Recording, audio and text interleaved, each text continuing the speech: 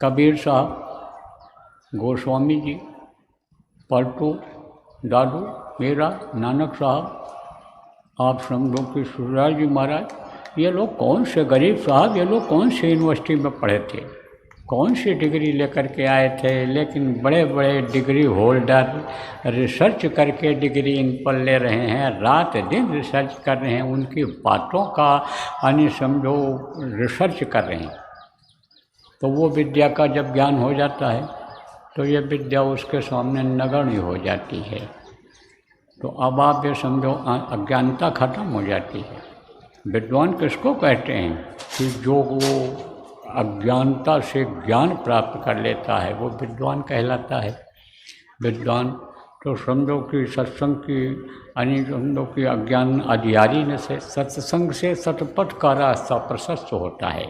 सत्संग से आवागमन छूटता है। आवागमन किसको कहते हैं? पैदा होना और मरना। पैदा होना, आए और चले गए, जैसे आते हैं चले गए, दुनिया में आए चले गए। कितनी बार आदमी पैदा होता है, कितनी बार मरता है, इसी का पता नहीं है, उसी को नहीं पता है, आदमी को ही नहीं पता है कि हम भी पिछले जन्म में कहीं पैदा हुए थे, कहीं हम थे, खाते रहे, सोते रहे, कुछ करते रहे, बच्चा पैदा करते रहे, सब काम करते रहे, किसी भी योनि में रहे, चाहे पक्षी रहे, चाहे पशु रहे, चाहे जल के जीव रहे, चाहे जहाँ रहे। तो अब आप ये समझो ये मरा भी, जो पैदा होता है मरता है, चाहे पक्षी रहा, चाहे जानवर रहे, चाहे आदमी रहे, तो मरे। तो ये आवागमन है। आवागमन का बंधन छूट जाता है। कब?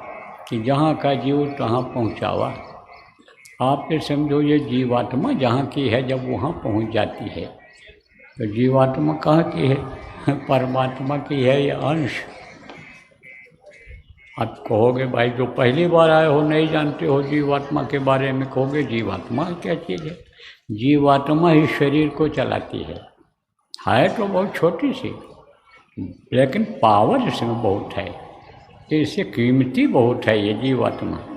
जैसे हीरे का छोटा सा टुकड़ा हो, कीमती बहुत होता है, इसी तरह से ये है तो छोटी ही, बहुत छोटी है, देख नहीं सकते हो इन बाहरी आँखों से, लेकिन इसमें पावर ज़्यादा है, शक्ति ज़्यादा है, बहुत कीमती है। कहते हैं भाई जान की बहुत बड़ी कीमत होती है, जान बचाओ, जीवात्मा निकलने न पावे शरीर से। तो जीवात्मा ये परमात्मा की अंश है। अब परमात्मा और जीवात्मा में कोई अंतर नहीं है, कोई अंतर नहीं है, और एक दूसरे से दोनों जुड़े हुए हैं, लेकिन दूरी ज़्यादा है। दूरी ज़्यादा है तो अंतर मालूम पड़ता है। जैसे रिश्ता होता है, रिश्ता बहुत नज़दीकी होता है। जैसे आप ये समझो लड़की ब्याह देते हैं उसका रिश्ता, बहन ब्याह देते हैं उसका रिश्ता, किसी की लड़की ले आते हैं अपने घर में, ससुराल जिसको कहते हैं, उन लोगों ससुराल वालों का जो रिश्ता होता है वो बहुत नज़दीकी रिश्ता माना जाता है। लेकिन दूरी ज़्यादा है, मिलना जुलना कम होता है, तो वही लोग पराये हो जाते हैं, पड़ोसी रिश्तेदार बन जाते हैं। तो यही बात हुई है इस जीवात्मा के साथ में। इसको काल भगवान, जिनको ईश्वर कहा गया, जिन्होंने यह सृष्टि को बनाया है, जिन्होंने यह हरा भरा किया है, फूल पत्ती और ये पेड़ पौधे जिन्होंने तैयार किए हैं, किसके लिए? मनुष्य के लिए, कि ये हवा को शुद्ध रखेंगे, हवा पैदा करेंगे, मनुष्य को देंगे, जिससे मनुष्य सांस लेगा, जिंदा रहेगा। फल फूल के वृक्ष उसने बना दिया कि फल फूल खाएंगे, ये स्वस्थ रहेंगे। अनाज बना दिया जिसने, पानी बना दिया, आकाश बना दिया, धरती बना दी। किसके लिए? मनुष्य के लिए। उनको काल भगवान कहते हैं।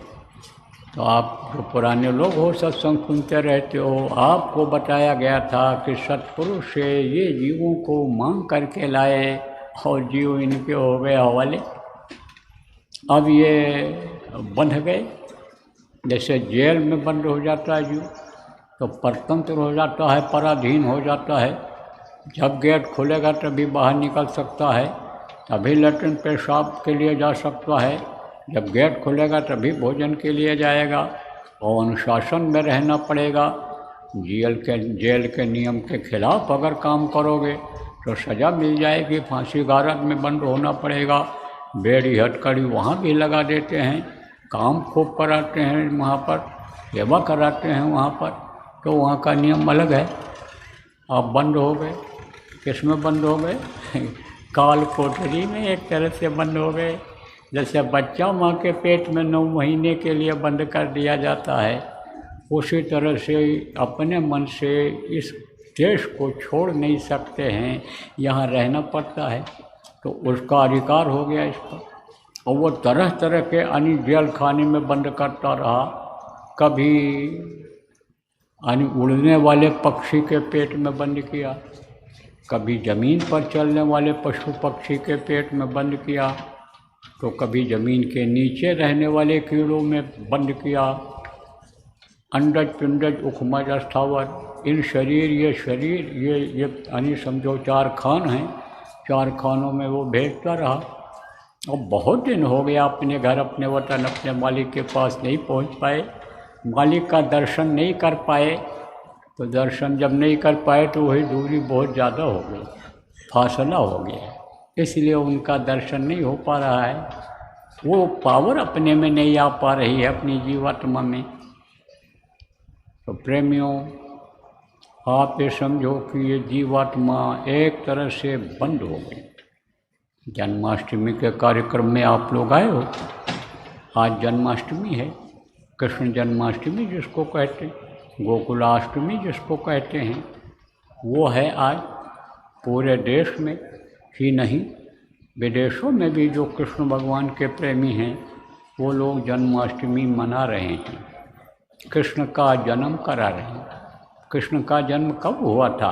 द्वापर में हुआ था। कहाँ हुआ था? जेल में हुआ था। वो आप ये समझो कि यानी वहाँ पर यानी पले थे, वृंदावन में पले थे। तो अब आप समझो कि एक बार हुआ था उनका जन्म, लेकिन अब हर साल जन्म होता है, हर साल जन्माष्टमी लोग मनाते हैं। तो असली जन्माष्टमी क्या है? संत मत की जन्माष्टमी ये है कि जो ये बंद है जीवात्मा, जो बंधन में है, इससे इसको मुक्त करा दिया जाए तो इसका एक तरह से जन्म हो जाएगा। आप ये समझो कि जन्मना मरना इसका अगर छूट जाए तो समझ लो कि इसको नया जीवन मिल जाएगा। तो कैसे बंद है ये शरीर, ये जीवात्मा जो है 5 तत्व हैं। 5 तत्व से इस शरीर की रचना हुई है। जल, पृथ्वी, वायु और आकाश और अग्नि। जल, पृथ्वी, अग्नि, वायु और आकाश, इससे 5 तत्वों से इसकी रचना हुई है। माँ के पेट में ये तैयार हुआ है 9 महीने। और 3 ये गुण है, रज सत तम, यानी रजोगुण, तमोगुण, सतोगुण। इसी में 8 गांठ में बंधी हुई। ऐसा जकड़ दिया है कि ये निकल नहीं सकती है जीवात्मा, क्योंकि ये प्रभु का दर्शन नहीं कर पाती है, तो पावर इसमें एक तरह से कम हो गया और यही फैल करके पूरे शरीर में शरीर को चलाती है। तो समझो कि ये दर्शन नहीं कर पा रही। और आज के दिन अगर आप इस गांठ को खोल ले जाओ और बंधन से अगर मुक्त करा दो इसको, तो इसका नया जन्म हो जाएगा। आज तो अवसर है आपको, नए लोग आए हो उनको भी बताया जाएगा। आप समझो नामदान जो लेते हैं उनको भी बताया गया है कि इनका नया जन्म आज से हुआ। आज से ये जेल खाने से, उस जेल खाने से, उस डोर से अलग हो गए कि जिस डोर को काल भगवान ने अपने हाथ में ले रखा है, वो डोर जब नामदान देने वाले मिल जाते हैं, नाम बख्शने वाले मिल जाते हैं, तो उस डोर को अपने हाथ में ले लेते हैं और फिर इसको निर्मल बना करके, स्वच्छ बना करके, साफ बना करके, आपको सुबह बताया था कि जीव, शिव और हंस किसको कहते हैं, इसकी गंदगी को साफ करके हंस बना करके, और हंसों की मंडली में और हंस ही जैसे वहाँ सब दिखते हैं, सुंदर सफ़ेद गंदगी नाम की जहाँ कोई चीज़ नहीं है, जहाँ कोई झाड़ू लगाता नज़र नहीं आता है, जहाँ पर आप ये समझो कि कोई लैट्रिन पेशाब नहीं करता है, जहाँ गंदगी नाम की चीज़ ही नहीं है, खुशबू ही खुशबू है, आनंद ही आनंद है, उस अमर देश में पहुँचा देते हैं। तो समझो कि फिर इस जन्मने मरने और इस अनेक कारागार से मुक्त हो जाती है। तो आपको बताऊंगा अभी, मोटी मोटी बात बताऊंगा कैसे मुक्ति मिलेगी, कैसे यह गांठ खुलेगी। कौन सी गांठ? रक्षाबंधन में आपको बताया गया था कि ये जो गांठ है, यह जो बंधन है, इससे कैसे मुक्ति मिलेगी।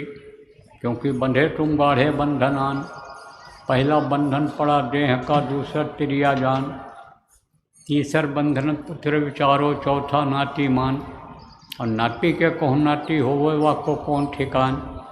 धन संपत्ति और हाथ हवेली, यह बंधन क्या करूं बखान। चौलड़ पचलड़ सतलड़ रसड़ी, बांध दिया तो है बहु विदितान। मरे बिना तुम छूटो नहीं, जीते जी दर सुनो न का। अब इसका मतलब समझा देते हैं संक्षेप में। देखो, ये शरीर सबसे बड़ा बंधन है। कौन सा शरीर? ये स्थूल शरीर जो दिखाई पड़ रहा है। लेकिन यही बंधन अगर कट जाए तो ये समझो तो भी जीवात्मा मुक्त नहीं हो सकती है।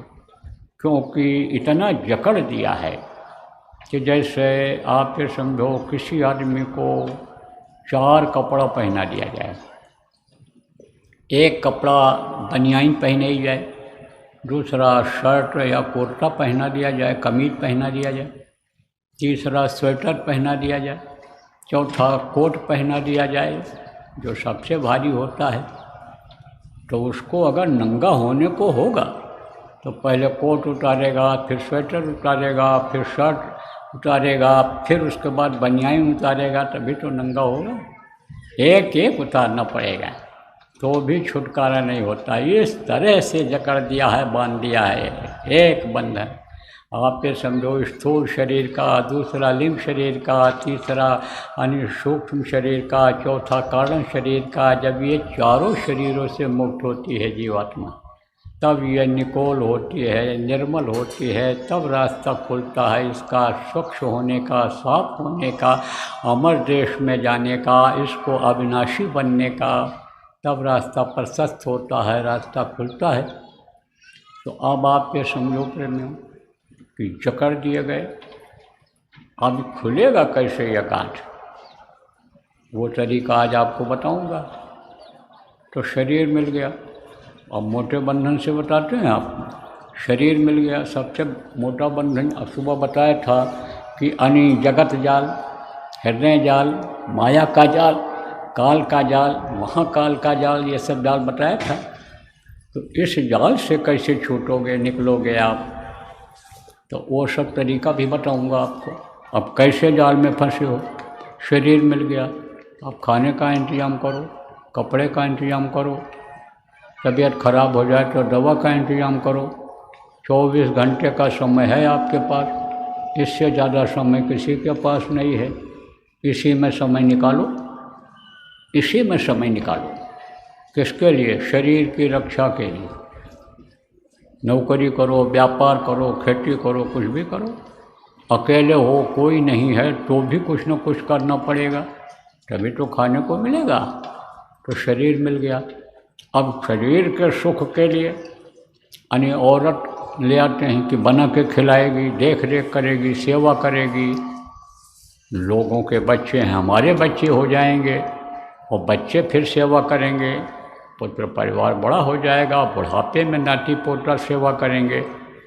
तो शादी कर लिया, अब उसके लिए भी देख रेख जरूरी हो गया, खिलाने का, सुख सुविधा का, उसकी इच्छा पूर्ति का, अन्य समझो समय निकालना पड़ेगा।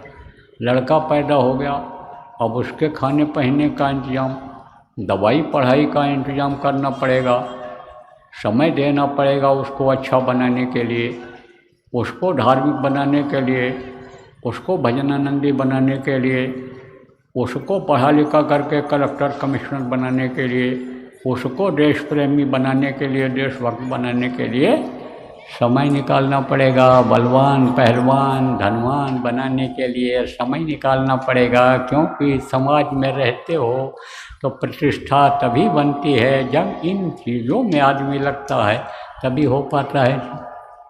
और नाती हो गया, अगर लड़के के लड़का हो गया और उसके लड़के हो गए, और तो अब बंधन में बंधते चले गए, जकड़ते चले गए। चौलड़ पचलड़ सतलड़ रसरी, ये जो बताया काम, क्रोध, लोभ, मोह, अहंकार, रजोगुण, तमोगुण, सतोगुण, आप ये समझो ये यानी मन, चित्त, बुद्धि, अहंकार, ये सब क्या है? ये सब बंधन है। घर मकान हो गया ज़्यादा, अब उसकी देख रेख करो, उसकी रिपेयरिंग यानी समझो मरम्मत करो। ज़मीन जायदाद ज़्यादा हो गई, दुकानें हो गई, तो अब सब फंसाव बढ़ता चला गया और इसी में जकड़ते चले गए। तो अब ये जकड़ खाली कब होगी, ख़त्म कब होगी? आप ये समझो, जो समझे प्रभुता पर छाही और प्रभुता पाहि ताहि मद नाही। जब तक आपका मद नहीं खत्म होगा, अहंकार नहीं खत्म होगा, धन संपत्ति और इन चीज़ों को किस लिए बनाता है? कि भाई हमारा सम्मान बढ़े, इज्जत बढ़े, और बताता भी है आदमी कि भाई हमारे पास ये है, इस तरह का है, ऐसा है, बताता भी है।